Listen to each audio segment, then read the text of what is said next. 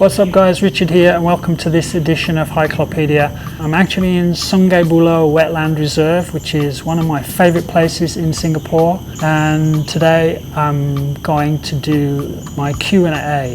So let's get cracking with the questions. Jeremiah Cheng asks, "Hi Uncle Richard." I'm not that old, am I? Two questions for you. Why don't you invite your family, friends for your hikes? And what's the first country you'll visit when the border opens? There's a simple reason why my family don't accompany me on my hikes, and that is because my kids really don't like hiking at all. I think it's to do with the fact Singapore is very hot, so they don't want to come with me even though I ask them, and so my wife, she usually stays home to look after them.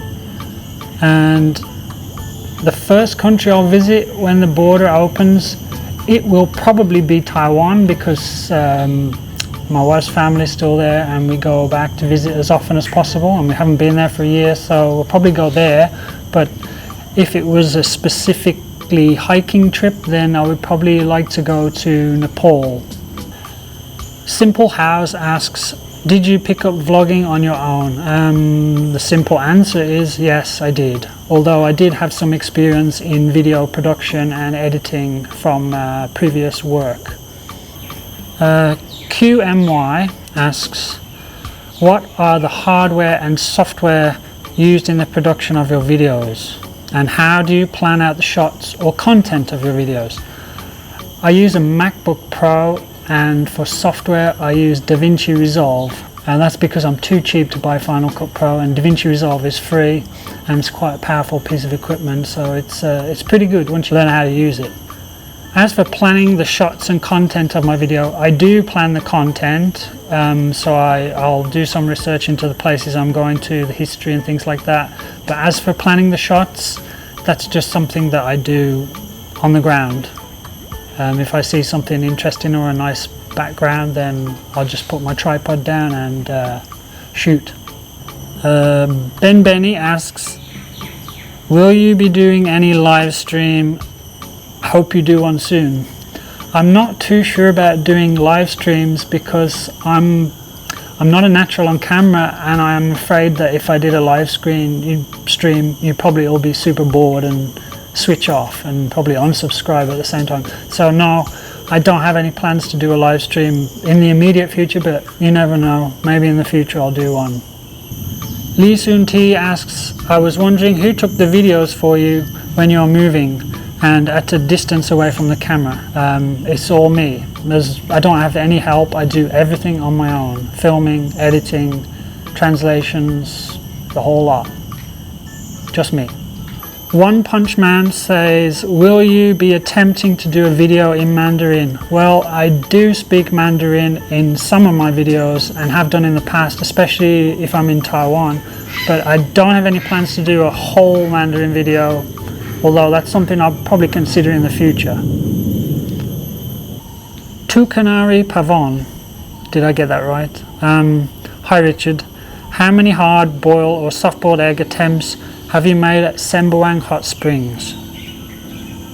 The honest answer is I have never done that because I'm so disorganized. It's an achievement for me just to get there, and then I don't even think about taking eggs and stuff. I took a bowl with me last time, which I was impressed with, but no, I've never cooked eggs there, although I'd like to try. Maybe next time.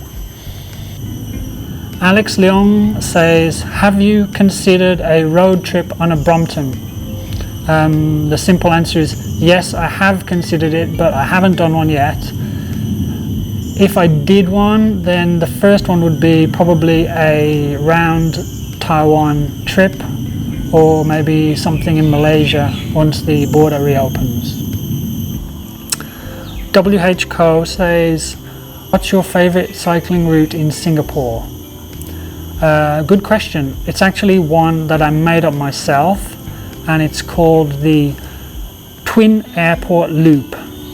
Basically, it involves going from my house in Bedok along the expressway, the Bartley Expressway I think it is, and then going up Thompson Road towards Yishun, then cut across around Seletar Airport, then through Punggol and Pasir Ris, and then around Changi Airport and then back home.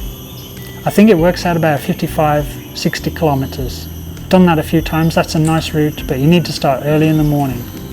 Yeah. Mopi Cow. Is there anywhere that you wouldn't bring your Brompton to? Yeah, I wouldn't leave it outside in the UK anywhere for more than 5 minutes because it would probably disappear.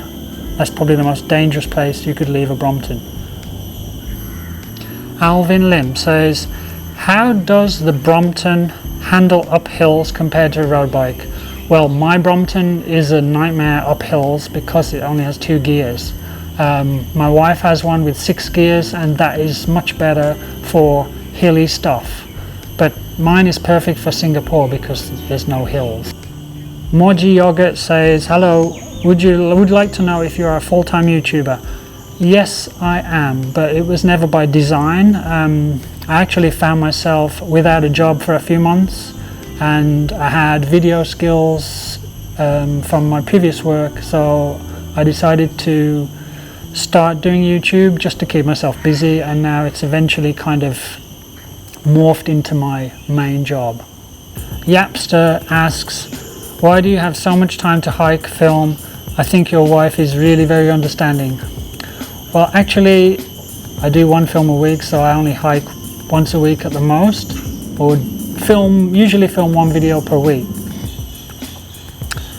Joey, may I know how old you are? No. You can probably guess by looking at my grey hair and wrinkles. Janet, 301065. Do you have any kids? Well, Janet, you should watch some more of my videos and then you'll find the answer out to that question. Hikel Nerd asks, where do you stay? If you've watched some of my videos, I've mentioned it before. I live near Badok area. The cat from Singapore. What's your background? Are you a pro cyclist? No, definitely not. I've always liked to cycle ever since I was a teenager, and even when living in Taiwan I would cycle to work most days. A pro cyclist, no, although I have done a lot of triathlons in the past and I do have a road bike apart from my Brompton, but no, definitely not a pro cyclist. I'm not that good. Lou Cheek says, also, you strike me as an introvert. I've answered the first question. You strike me as an introvert. What was it like deciding to set up a YouTube channel featuring so much of you? Yeah, you're probably right. I am definitely not a natural in front of the camera, as you can probably tell. So sometimes it's a bit of a struggle, and quite often I have to have a sign next to me telling me to smile and put more effort into what I'm saying. So yeah, it's not easy, but I try my best. Lastly, can you tell us something about yourself that you have not previously mentioned on the channel? I pretty much mentioned everything except for details that I don't want you to know, so no. Neil JHK asks, which part of the Black Country are you from? I mentioned in one of my videos I'm from a place called the Black Country, which is in the West Midlands in England. I'm from a city called Wolverhampton, if you've ever heard of that. Ben K, are you into some kind of academic or educational works, as you seem to know pretty much about plants and animals? Not really. I just love to read and study stuff, especially nature. And if I see something that I don't know what it is, then I will look it up straight away or when I get home. So it's just learning and being old, I guess. I've learned a lot over the years. Jia Liulian asks, were you in the military before? What tattoo is that on your right ankle? When did you get it and why? Well, if you ever see me try to do a pull-up, then you would know I've never been in the military. My tattoo is It's a tattoo that I got when I was traveling in New Zealand as a young man. It's called a moko or a moku. It's a traditional New Zealand design, and I was hitchhiking in southern North Island, and I got picked up by a Maori fellow who invited me to stay at his house, and it turned out he was a tattoo artist and a teacher, an art teacher, and he asked me if I wanted to get a tattoo, and honestly I'd been considering getting one for many years, and here was the offer of one for free and a really original design, so I said yes. So the guy tattooed me at his house with his family watching, and it's kind of like the best souvenir of any trip you could get. Yeah, so that's how I got my tattoo. It's the only one that I've got as well. I don't have any others. Okay, SSH3874 has asked a question in Chinese.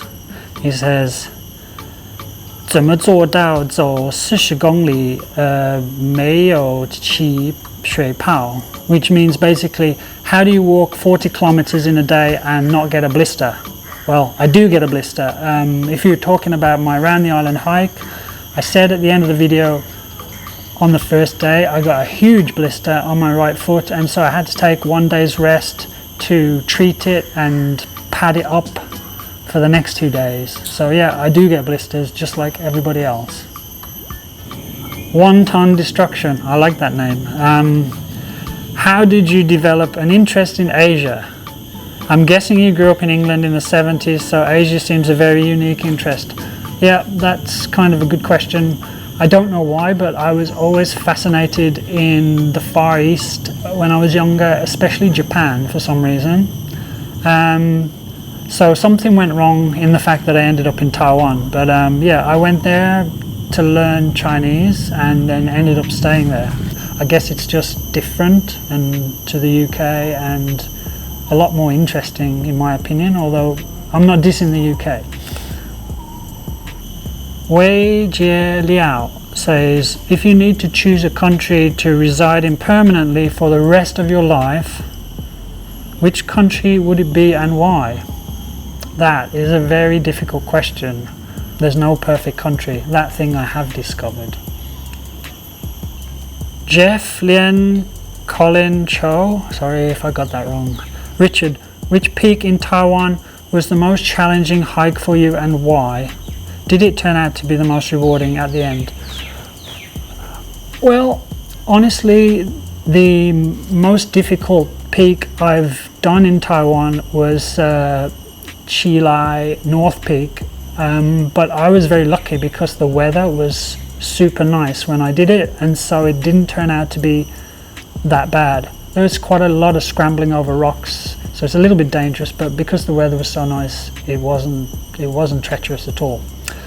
But as far as the most difficult one I've done, I would have to say Stegosaurus Ridge near Taipei. It's not high, it's less than, I think it's about 800 meters, but the day I went it was about 35 degrees and I ran out of water about halfway up, and I was practically dying when I got to the top, and then there was a thunderstorm, so I had to run down. So yeah, that's probably the most physically difficult peak I've ever climbed, although I'd like to do it again when the weather's a bit cooler. Yeah. Jean-Camille Loisoy, I can't pronounce your name, asks, will you try to take advantage of the Hong Kong bubble so that you can hike there too? I don't have any plans immediately, although I did cancel a trip to Hong Kong before COVID-19, but I just think that it's probably going to be too expensive and very busy right now, so no, I don't have any plans to go to Hong Kong. If they open the travel bubble to Taiwan, then I will probably go. Okay guys, we're done with all the questions. Just like to say thank you so much everybody for all your support. 25,000 subs, I'm totally blown away. When I started this channel I thought I'd be happy with 10,000, but 25,000 and growing, so yeah, that's really great. I'm so overwhelmed by all the support and the nice comments, and I'm going to carry on trying to do my best to entertain you. So thanks again, guys. So that's it for today. Back on the road next week. So in the meantime, don't forget, give me a thumbs up, subscribe, and click notifications, and see you next time. Over and out.